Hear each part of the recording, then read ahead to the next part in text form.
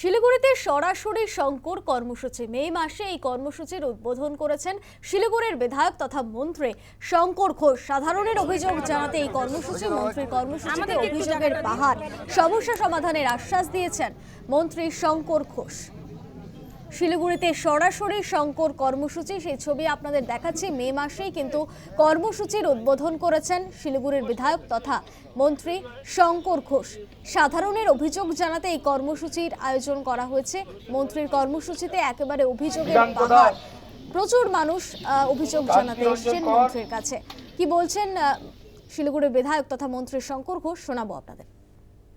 তো ভেবেছিলাম 50 জনের কথা শুনবো, তো এখানে তো দেখছি যে মানে তার ডবলের বেশি মানুষ চলে আসছে।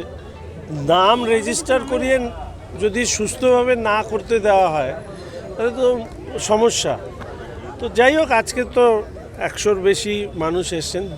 দেখা যাচ্ছে জমি ট্রান্সফার, পুলিশের সমস্যা, শিক্ষা ইত্যাদি বিষয় নিয়ে মানুষ এসছেন। কোথাও কোথাও জনপ্রতিনিধিদের বিরুদ্ধে অভিযোগ নিয়ে এসছেন। এগুলোই আসছে, যেগুলো যে ডিপার্টমেন্টে সেখানে ফরওয়ার্ড করে দেবো এবং পরবর্তীকালে ফলো আপ অ্যাকশন হওয়ার পরে সেটাকে যারা জমা দিচ্ছেন তাদেরকে জানিয়ে দেবো। আমি একটা ছোট্ট অনুরোধ করি, সেটা হচ্ছে যে এই সরাসরি সংকটটা মানুষের জন্যই, কিন্তু একটা তো লিমিটেড স্পেসের মধ্যে কাজটা করতে হয়। আমি আজকেই কলকাতা চলে যাব, তো নাম রেজিস্টার করে নেবেন। আমার একটা অফিস এই মুহূর্তে ভারতনগরে আছে, দ্বিতীয় অফিস আমি এবার এসে আশা করি সোমবার দিন আমি খুলব। সেটা হচ্ছে হিলকার্ড রোডে অফিস হবে।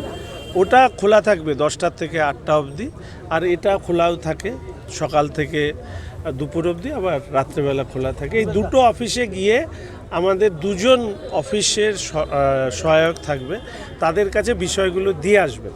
তারপরে আমরা ধীরে ধীরে সেগুলো প্রসেস